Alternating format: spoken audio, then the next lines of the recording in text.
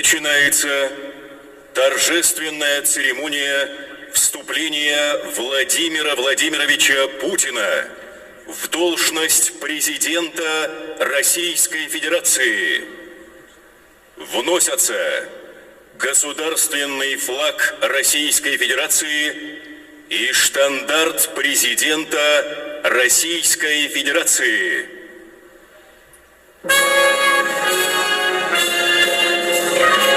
Итак, под встречный марш вносится флаг России и президентский штандарт. Он наряду со знаком президента России, его увидим чуть позже, один из двух официальных символов президентской власти. Его оригинал находится в кабинете главы государства. Знаменосцы проходят по центральной дорожке через все три зала – Георгиевский, Александровский и Андреевский. Большой Кремлевский дворец, безусловно, сегодня центр притяжения. Это парадная резиденция главы государства. Именно там проходят самые торжественные церемонии – вручение государственных наград, верительных грамот, праздничные приемы и, конечно, вступление в должность главы государства. Цвета российского флага, золотая бахрома, в центре золотое изображение государственного герба России. На древке штандарта крепится серебряная скоба, на которой гравируется фамилия, имя и отчество президента и дата его пребывания на посту.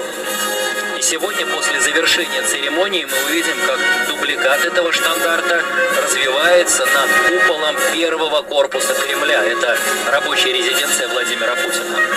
Ну и вот буквально несколько слов о форме солдат и офицеров президентского полка.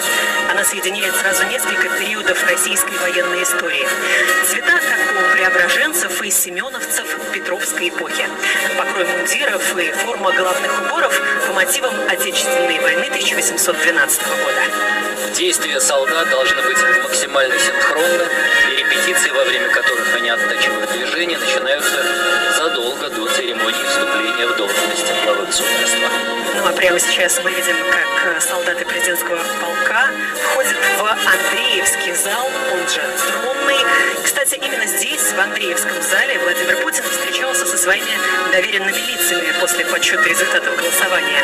И тогда глава государства подчеркнул: победа на выборах – это только пролог к тем победам, которые так нужны России.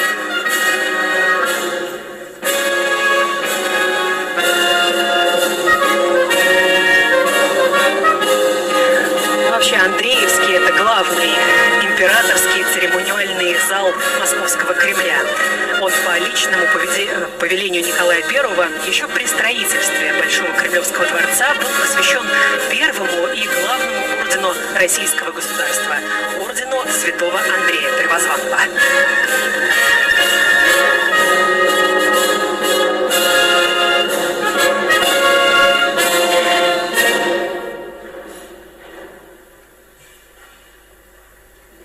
Вносятся Конституция Российской Федерации и знак президента Российской Федерации.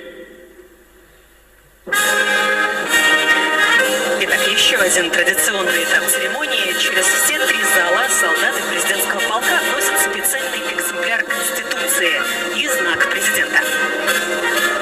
Основной закон страны должен отвечать вызовам времени. С 2020 года в Конституцию был внесен ряд поправок, которые помогают бороться за социальную справедливость и отстаивать государственный суверенитет. Ну а самое главное, закрепляют наши общие ценности как нечто нерушимое.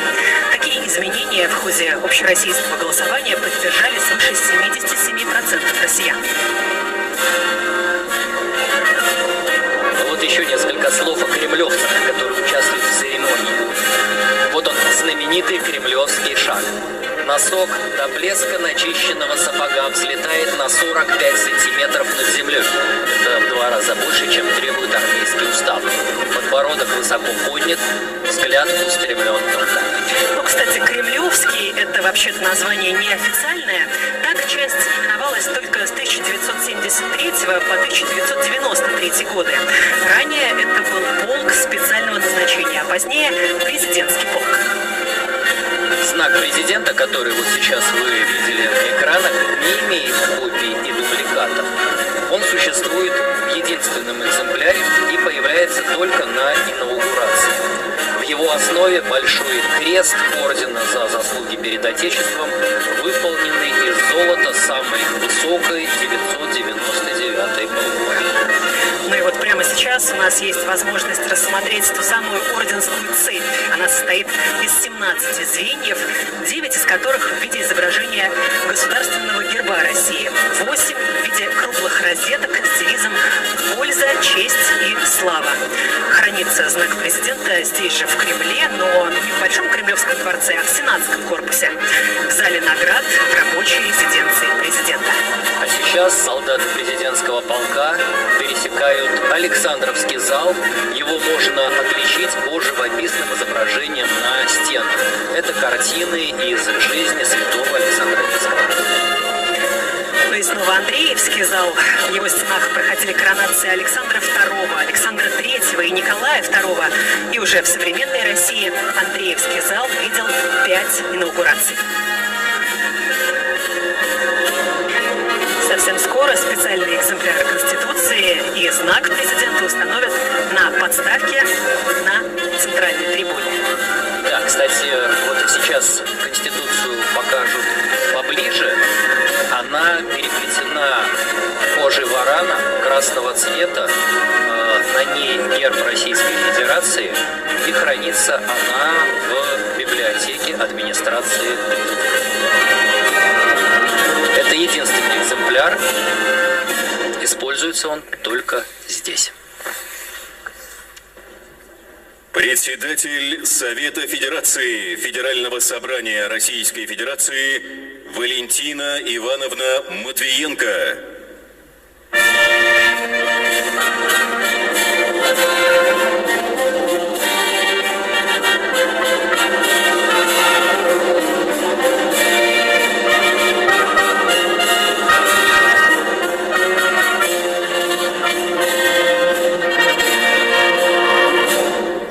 Председатель Государственной Думы Федерального собрания Российской Федерации Вячеслав Викторович Володин.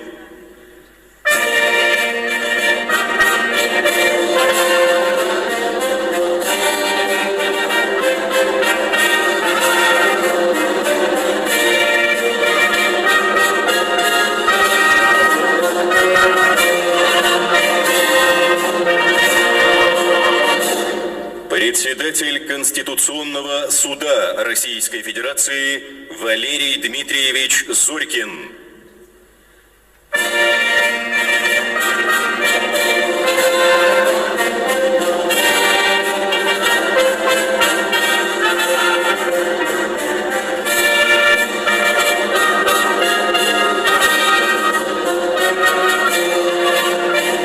Итак, на трибуне появляются главы обеих палат парламента и глава Конституционного суда. Дамы и господа, внимание на экраны! Итак, уже считанные минуты остаются до начала церемонии вступления в должность президента России. И прямо сейчас на ваших экранах рабочий кабинет главы государства.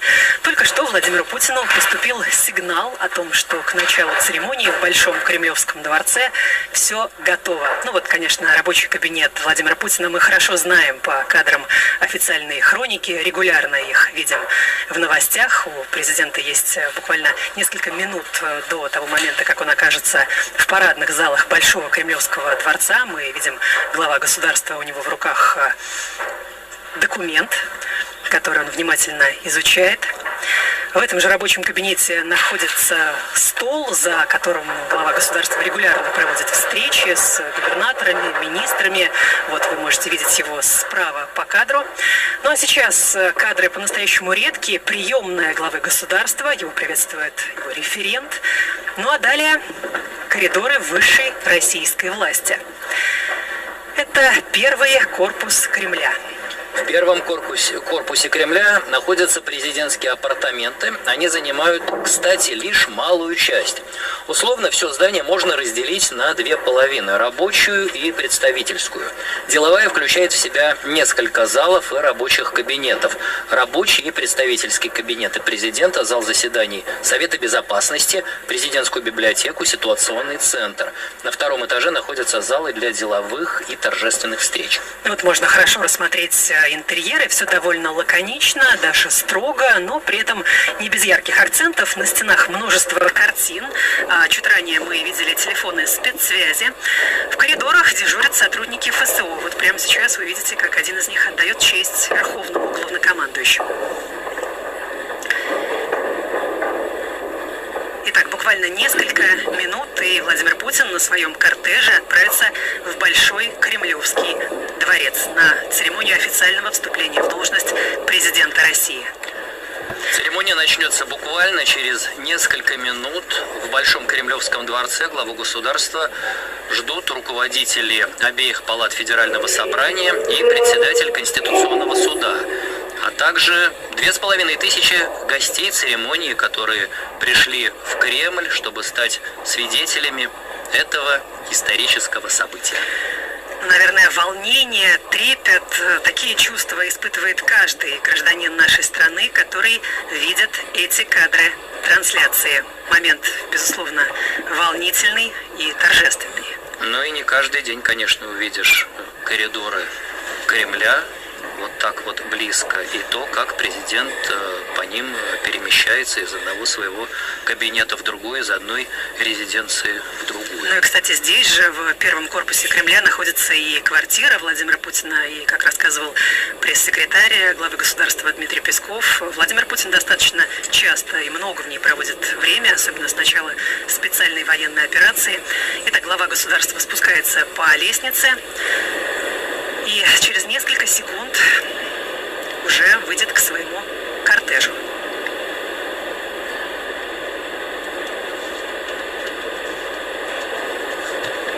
Обратите внимание, как солдаты президентского полка держат равнение на главу государства.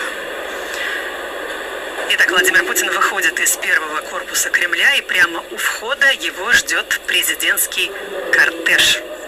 Через несколько секунд мы его увидим, и вот как раз он на ваших экранах. И пришло время рассказать об одной из главных новаций этой церемонии. Рестайлинговая модель автомобиля «Аурус». Вот он, красавец, на ваших экранах. В эти дни уже немного рассказали про него в новостях. Тем не менее, у нас с вами есть возможность сейчас разглядеть его с самых разных ракурсов. По-новому интерпретирована большая фронтальная решетка, внедрен облегченный капот из алюминиевого сплава, появились дополнительные камеры кругового обзора, полностью новая мультимедийная система, новая акустическая система, изменились тормоза и немножко поменялась трансмиссия. Итак, «Аурус» начал свое движение. Прямо сейчас на ваших экранах арка парадного фасада Сенатского дворца. Вообще эту марку отечественного автомобиля мы увидели как раз 6 лет назад, во время инаугурации 2018 года. Тот предыдущий «Аурус» занял свое почетное место на ВДНХ в музее гаража судоизначения. Ну и интересно, что новшества на этом не заканчиваются. Впервые в президентском кортеже мы видим и мотоциклы «Аурус». Они полностью электрические, адаптированные в том числе для низких температур. Кстати, очень актуально именно сегодня, вот в такую погоду. Чтобы разогнаться до 100 км в час, им нужно менее 4 секунд. Только представьте, ну а максимальная скорость, которую они развивают, 225 км в час. Ну, сейчас они едут значительно медленнее, потому что это предполагает сегодняшняя церемония. Называется этот мотоцикл «Аурус Мерлон». Вообще, само название «Аурус» происходит от двух слов, от двух корней. «Аурум» — это золото, и «Рус» — это, понятно, Россия. Кортеж продолжает свое движение через Ивановскую площадь. Прямо сейчас царь колокол на ваших экранах. Вот, кстати, видно еще несколько слов о погоде, которая сегодня, прям скажем, не благоволит, но тем не менее никак не мешает торжественной атмосфере. Вот даже капли дождя видны на камерах, которые установлены буквально повсюду на территории Кремля. Вы видите, территория украшена, повсюду российский триколор. Итак, Итак, кортеж Владимира Путина приближается к Большому Кремлевскому дворцу. И сейчас главу государства встретит комендант Кремля. И, кстати, можно разглядеть даже номер президентского ауруса. Вот он на ваших экранах. Фары, кстати, матричные. Главу государства встречает комендант Московского Кремля.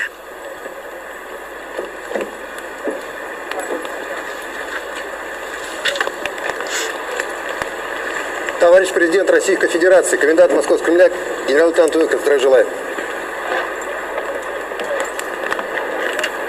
Кстати, обратите внимание на приветствие «Товарищ президент Российской Федерации». Это дань традиции Совет Москва. Прямой эфир.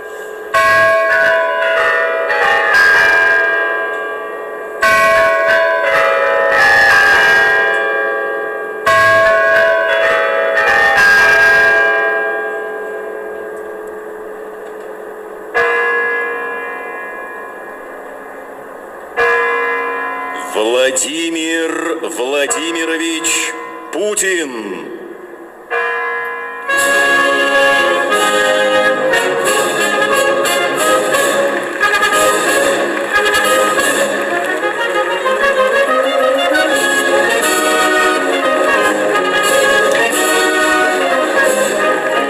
Глава государства в Георгиевском зале. Вы сейчас видите его во всем великолепии. Он назван в честь ордена святого великомученика Георгия.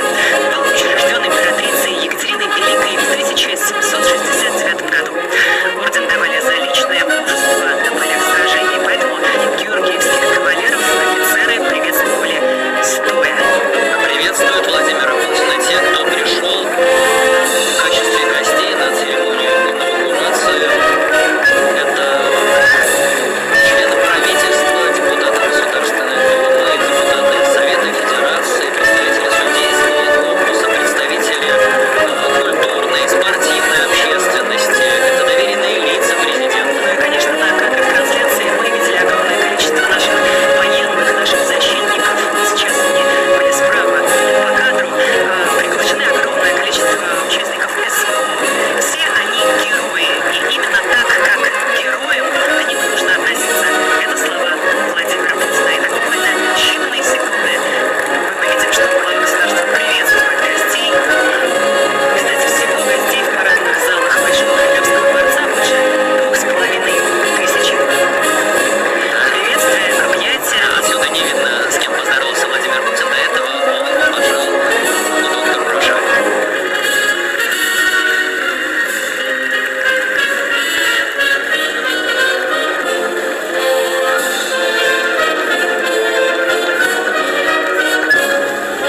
Итак, Владимир Путин поднимается на трибуну, здоровается с председателем Конституционного суда, с Валентиной Матвиенко и Вячеславом Володиным. В соответствии с частью 2 статьи 82 Конституции Российской Федерации при вступлении в должность президента Российской Федерации президент произносит народу присягу в соответствии с текстом, утвержденным Конституцией. Уважаемый Владимир Владимирович, прошу вас принести присягу.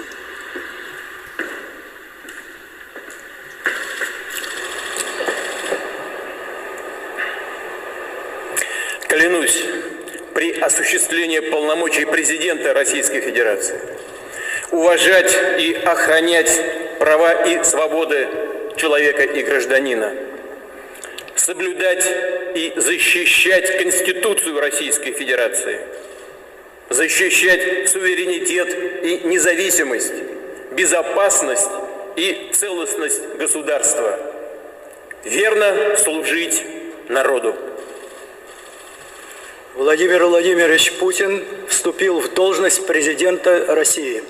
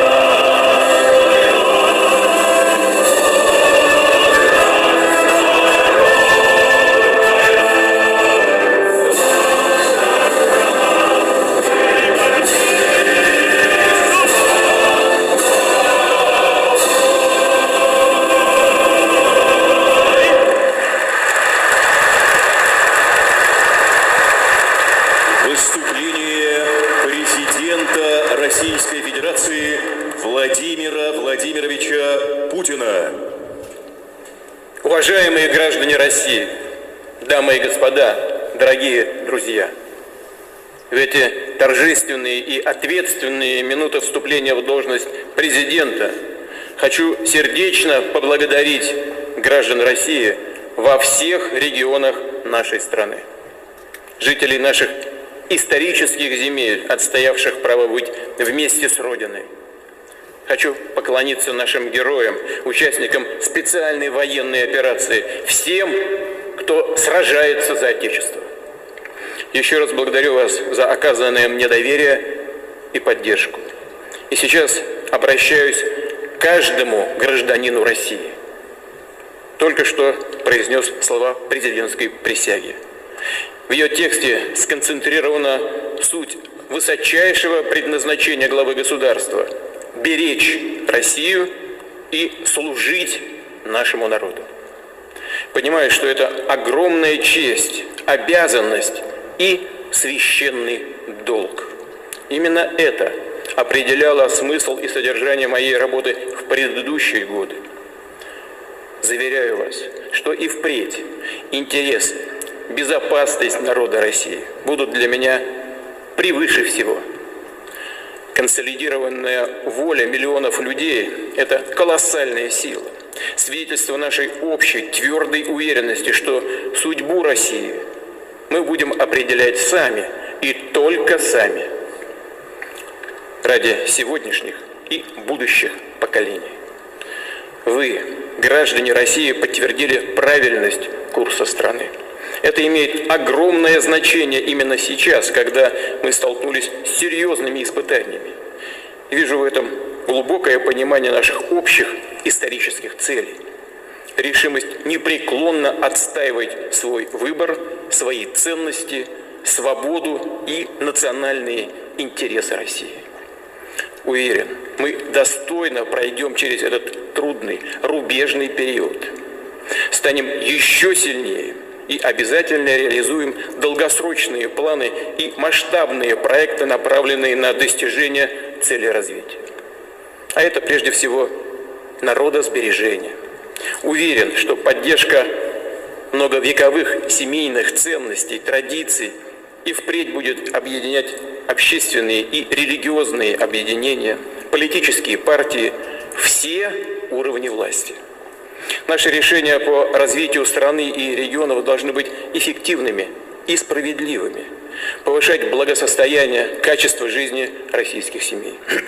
Мы были и будем открыты к укреплению добрых отношений со всеми странами, которые видят в России надежного и честного партнера. И это действительно мировое большинство. Мы не отказываемся от диалога с западными государствами. Выбор за ними. Намерены ли они и дальше пытаться сдерживать развитие России, продолжать политику агрессии, не прекращающегося годами давления на нашу страну, или же искать путь к сотрудничеству и миру?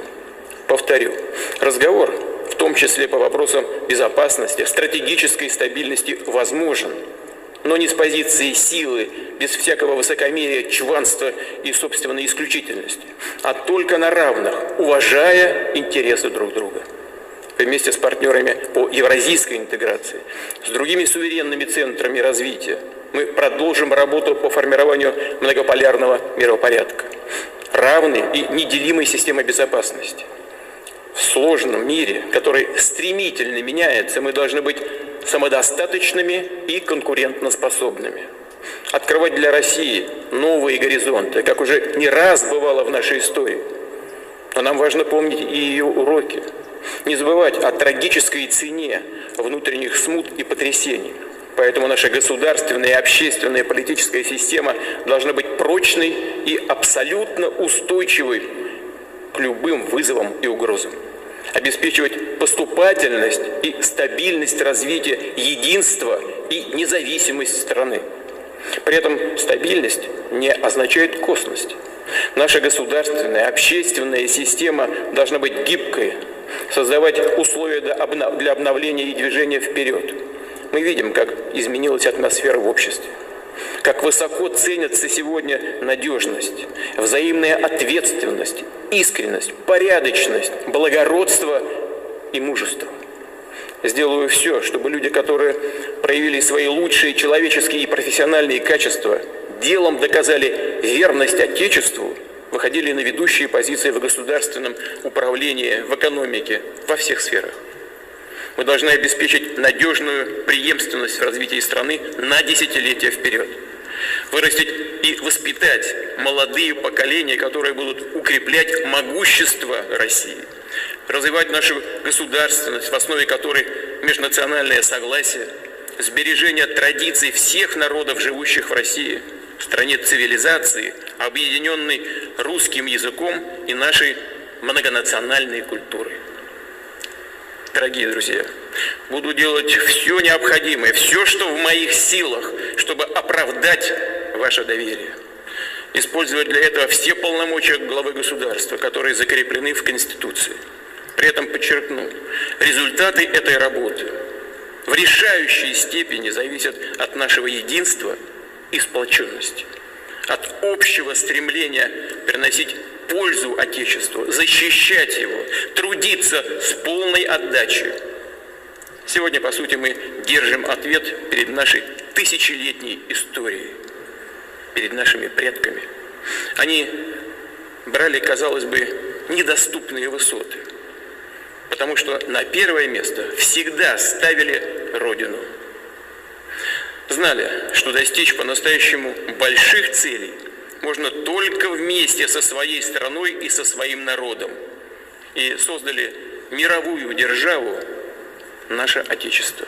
Добились таких триумфов, которые вдохновляют нас и сегодня. Мы уверенно смотрим вперед, планируем свое будущее, намечаем и уже реализуем новые проекты и программы, которые призваны сделать наше развитие еще более динамичным, еще более мощным. Мы единый и великий народ, и вместе преодолеем все преграды, воплотим в жизнь все задуманное. Вместе победим!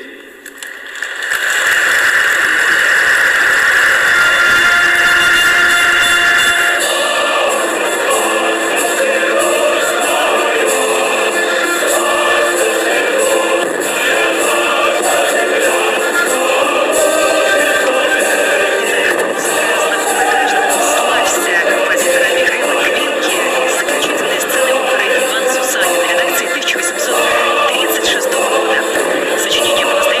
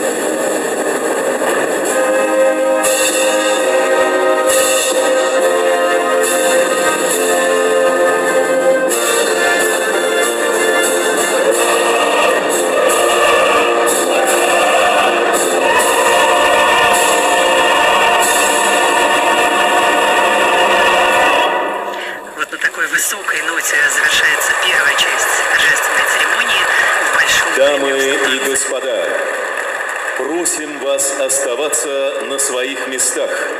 Внимание на экраны. Сейчас на Соборной площади состоится церемония представления президентского полка президенту Российской Федерации, Верховному главнокомандующему вооруженными силами Российской Федерации Владимиру Владимировичу Путину по случаю вступления его в должность.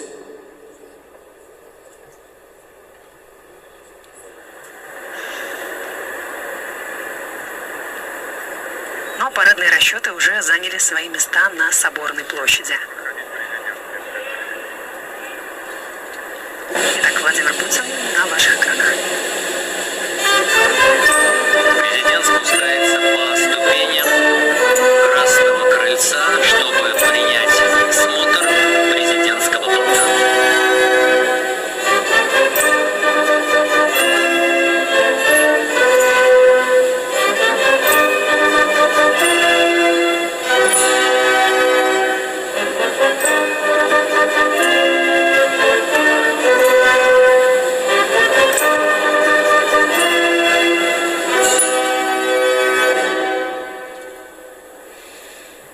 Полк! Мирно! Для встречи с фронта на краб! Полк!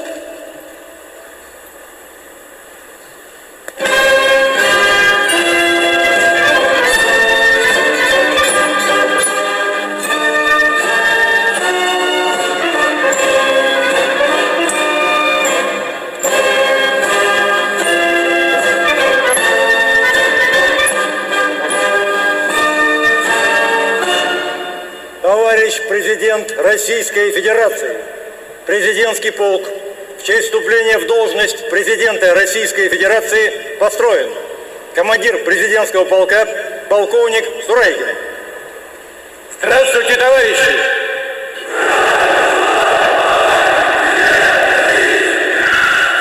Поздравляю вас с 88-й годовщиной со дня образования полка.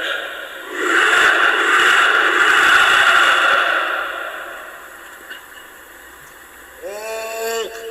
Кноп! Геп! Вольно!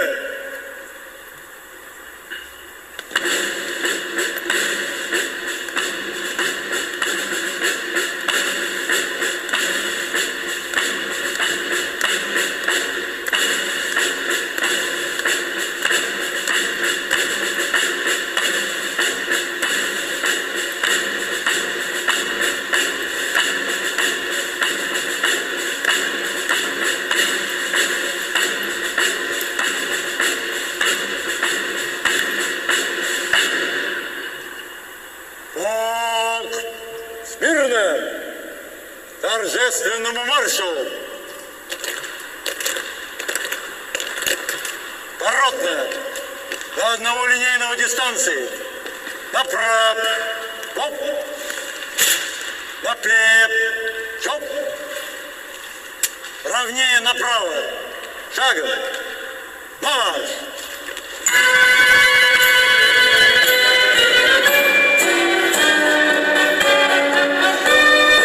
Ну и продолжим рассказ о том, что представляет собой президентский полк. Часть это без преувеличения уникальная. Элита элит. Создана она была 88 лет назад. И ее главная задача – обеспечение безопасности первых лиц государства, охраны объектов Московского Кремля. Его военнослужащие участвуют в воинских ритуалах, протокольных мероприятиях на высшем уровне и стоят в карауле у вечного огня на могиле неизвестного солдата. А 2000 года они задействованы в церемонии инаугурации президента, вернее, вступления в должность президента, и носят в зал государственные атрибуты и символы президентской власти. Часть входит в состав Федеральной службы охраны и имеет статус спецслужбы. Подчиняется полк непосредственно президенту. Ну и, конечно, интересно рассказать, что в рядах кремлевцев только те, кто прошел жесточайший отбор. Требования, можно сказать, суровые, особые. Рост от 170 до 190 сантиметров. Образование не меньше 11 классов школы, причем с хорошей успеваемостью. Также необходимо необходимо иметь отменное здоровье. На военно-медицинском языке соответствие президентскому стандарту звучит как годность А, наивысшая. Да, наверное, не стоит говорить, что судимые или состоящие на учете в полиции к службе в Кремлевском полку не допускаются. Службу по призыву в президентском полку проходит молодежь большинства регионов нашей страны. И вот еще интересная деталь. Солдаты президентского полка наряду с уставами учат наизусть и башни Московского Кремля. Любой без запинки должен назвать все их по часовой стрелке и обратно.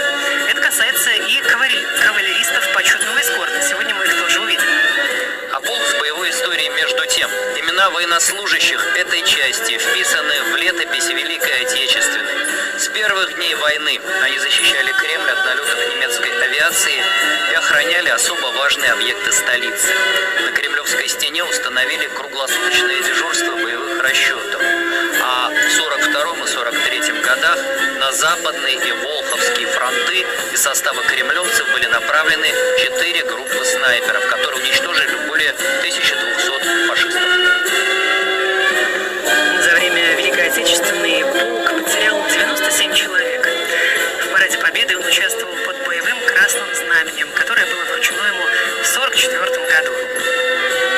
Ну, конечно, как все военнослужащие, солдаты президентского полка живут по армейскому уставу и проходят боевую подготовку. Особое внимание уделяется физической форме. Ну, вот, чтобы так играючи жонглировать карабином Симонова весом 4 с лишним килограмма, нужны месяцы упорных тренировок. Ну и, конечно, безупречная строевая подготовка. И форма кремлевцев – это прежде всего погоны василькового цвета с двумя золотистыми буквами «П» и нагрудный металлический знак в виде креста с кремлевскими зубцами по краям и перекрещенными топориками посередине. Ну и, конечно, все задачи кремлевцы выполняют в любую погоду. Посмотрите, какая выдержка, какая стать. Ни один мускул не дрогнул. И это несмотря на то, что в Москве сегодня прям-таки зимняя температура. Владимир Путин вступил в должность президента Российской Федерации. Действительно, наш национальный лидер пришел к финалу этих выборов с беспрецедентным результатом, историческим результатом. Новейшая история не помнит таких результатов. Это закономерно, потому что Россия сейчас переживает важнейший переломный момент в истории, причем не только своей, но и всего человечества. На кону наше будущее, будущее наших детей. Мы прекрасно понимаем, какая нагрузка и какая ответственность лежит на нашем национальном лидере, на нашем верховном главнокомандующем и на каждом из нас. Именно поэтому рекордная явка и более 80% поддержки, 87% поддержки. Сейчас патриарх отслужит благодарственный молебен. Мы оставляем президента в храме.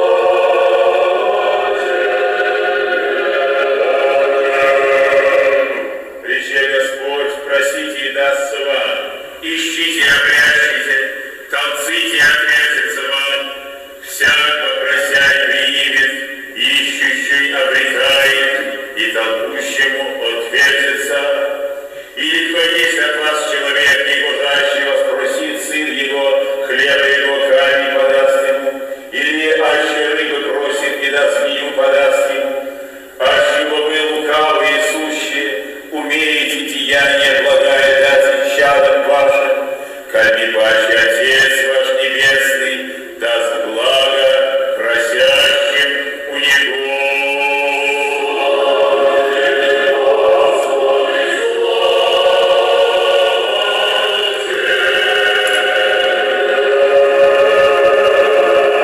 Помилуй нас, Боже, помилуй милости Твоей, помилуйся, услыши, помилуй.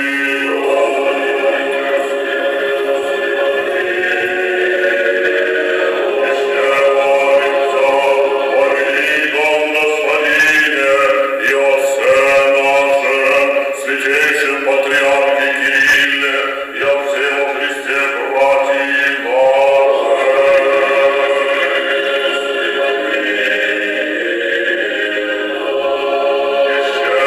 Молимся о президенте страны нашей, российские, Владимире Владимировиче, же подарки ему снились, правлению и правосудию силу и премудрость, доброй страной нашей правите, мир и благоустроение в ней наслаждати, врагом же влияния супостав, страх и бегство отвращати, в сердце, Господи, услыши и помилуй.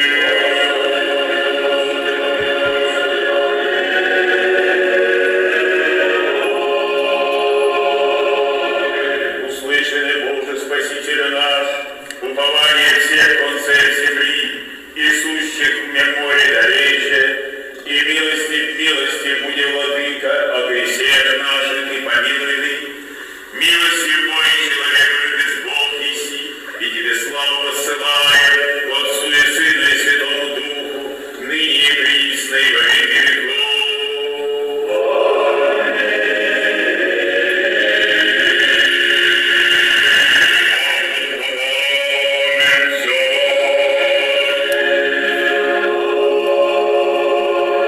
Боже великий и дивный, неисповедимый благостью и богатым промыслом, управляй всяким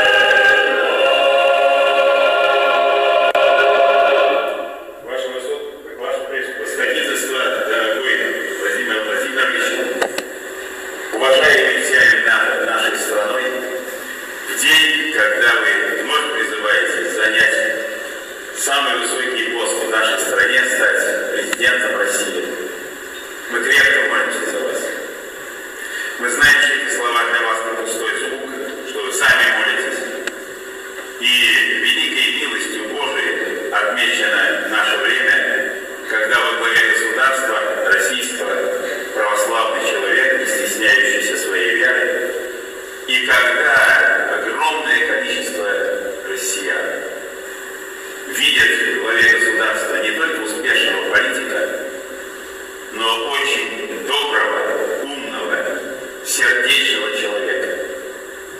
Вот это сочетание доброты, строгости и принципиальности – та самая слабая точка, которая иногда мешает людям во власти достойно пройти свой жизненный путь. Потому что существует много коллизий. Глава государства должен принимать иногда судьбоносные и грозные решения. И если не принять такое решение, то последствия могут быть чрезвычайно опасными для народа и для государства. Но эти решения почти всегда связаны, в том числе и с жертвой. И никогда такого рода решения, принимаемые во благо народа, во благо страны, не осуждались ни церковью, ни народом. И мы знаем, как много святых, угодников Божьих, которые возглавляли наше государство и которые на поле брани мужественно защищали свой народ. Ну, достаточно вспомнить святаго благоверного князя Александра Невского, близкого и для вас, и для меня, потому что мы оба из Санкт-Петербурга. Не жалел врагов этот человек, но прославился как святой. Потому что одно дело защищать страну от врага, а другое дело крушить направо и налево, вымещая свои фобии или устремляясь к каким-то карьерным интересам. Прислужение президента, оно важно еще и потому, что хочет глава государства и того или нет, но с него берут пример. Он становится действительно примером для молодежи, для военнослужащих, для интеллигенции, для рабочих, да, в общем-то, для всех, кто серьезно думает о самом себе и о своей роли в жизни страны. Вы являетесь такой добрый пример. Помогай вам Бог и дальше нести то служение, которое сам Бог на вас возложил. С любовью к Отечеству, с дерзновением, потому что иногда требуется такое дерзновение, когда через многое следует переступить. Может быть, иногда через то, что в обычной жизни как бы через это и переступить невозможно. Но вот это дерзновение, эта сила, она должна сопровождать служение главы государства, от действий которого зависит судьба страны. Вместе с этим дерзновением я желаю вам сегодня особенно мира душевного. Это непременно. Потому что если только одна борьба, как говорится, 24 часа в сутки, то не только человеческий организм может не выдержать, но на фоне такого состояния души могут и возникать роковые ошибки. Вот почему так необходимо, а для православного человека крайне необходимо, находясь во власти, находить место и для молитвы, и вы находите, я знаю об этом. Находить место о размышлениях не только о своих профессиональных обязанностях, но и о своей жизни, личной жизни. Я знаю, что вы находите для таковое место. И вот все это, несомненно, будет содействовать укреплению ваших духовных и физических сил.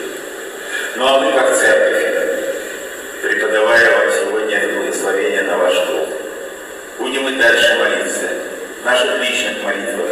И что самое главное, в нашей общенародной церковной молитве, дабы Господь помогал вам во все дни жизни вашей достойно возглавлять великое Отечество, Русь святую, проходящую также сегодня через не самый легкий период своей истории. Благословение Божие, покров Царицы Небесной, да пребывает с вами во все дни жизни вашей, до скончания века, как мы говорим. Ну, и с дерзновением скажу, дай Бог, чтобы конец века и означал конец нашего пребывания во власти. У вас есть все для того, чтобы долго и успешно совершать это великое служение Родине.